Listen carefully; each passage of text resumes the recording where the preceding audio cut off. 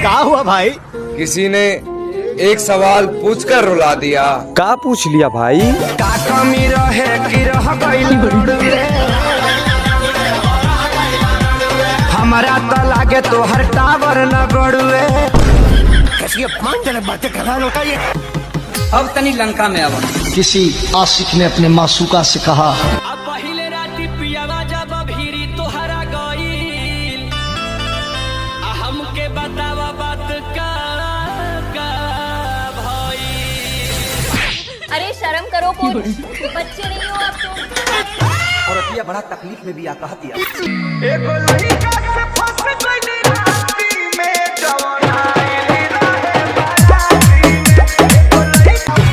एक लाइन एक झलक और दिखा दी।